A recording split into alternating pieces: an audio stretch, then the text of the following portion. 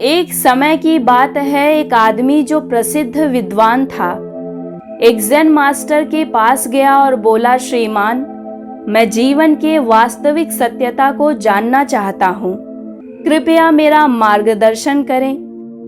Zen master ने पूछा कि आप कौन हैं? उस आदमी ने कहा, क्या आप मुझे नहीं जानते? मैं इस शहर का बहुत प्रसिद्ध विद्वान हूँ।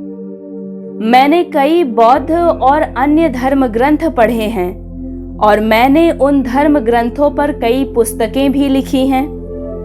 इस शहर में मेरी बहुत प्रतिष्ठा है, लेकिन कई धर्म ग्रंथों और अन्य किताबों का अध्ययन करने के बाद भी मुझे सत्यता नहीं मिली है।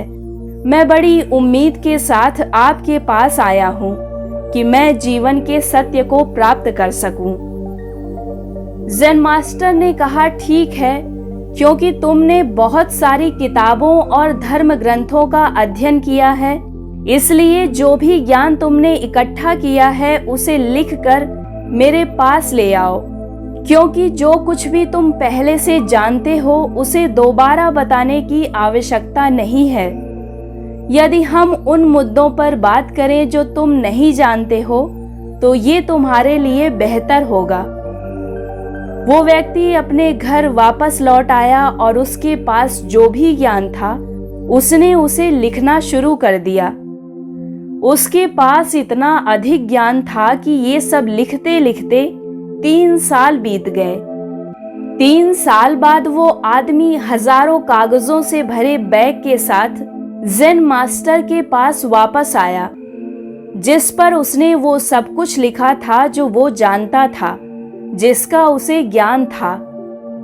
कागजों का इतना ढेर देखकर ज़ेन मास्टर ने कहा, अरे इतने सारे पन्ने, ये पन्ने तो बहुत हैं। इस उम्र में मैं इतना नहीं पढ़ पाऊंगा।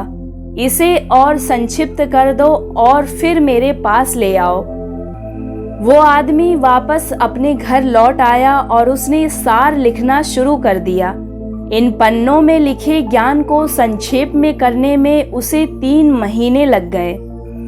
3 महीने के बाद वो ज़ेन मास्टर के पास वापस आया। इस बार उसके पास बहुत कम पन्ने थे, लेकिन फिर भी सैकड़ों पन्ने थे। ज़ेन मास्टर ने कहा, अरे ये अभी भी बहुत ज्यादा है। मेरी आंखें इतनी कमजोर हो गई हैं कि मेरे लिए इतना भी पढ़ना संभव नहीं है। इसे और अधिक संक्षिप्त बनाओ और फिर मेरे लिए इसका केवल सार लेकर आओ। वो आदमी फिर वापस गया और 7 दिनों के बाद वो कुछ पन्ने लेकर वापस आया, जिन पर उसके ज्ञान का सार लिखा हुआ था। ज़ेन मास्टर ने उसे देखा और कहा, आप देख सकते हैं कि मैं अब वास्तव में बूढ़ा हो गया हूँ और ज्यादा पढ़ नहीं सकता।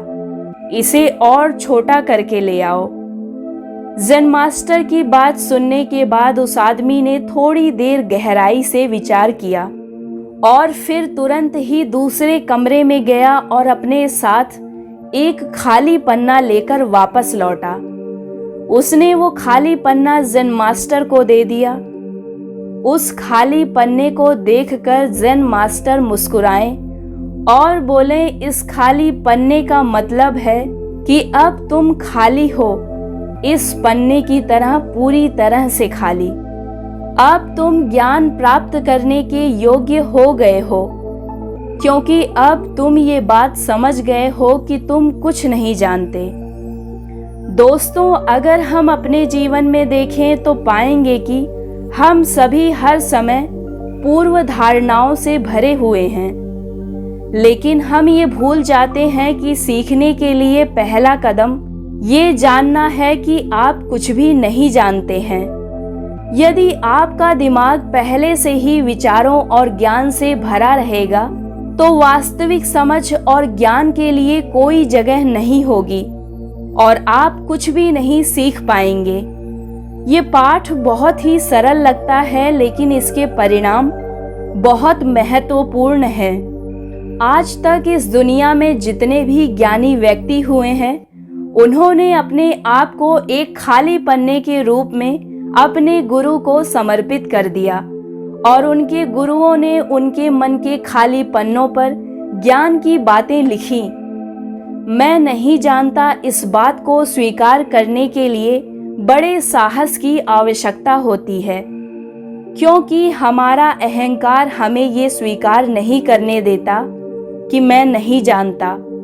लेकिन एक बार जब हमने इस बात को स्वीकार कर लिया कि हम कुछ भी नहीं जानते हैं, तो हम नया ज्ञान प्राप्त कर सकते हैं और एक दिन आप निश्चित रूप से इस दुनिया में सही सफलता प्राप्त कर सकते हैं। इसलिए हमें हमेशा याद रखना चाहिए कि हम चाहे कितने भी ज्ञानी हो, लेकिन हमें अपने मन को खाली पन्ने की तरह रखना चाहिए ताकि हम नए ज्ञान और सत्य को जान सकें।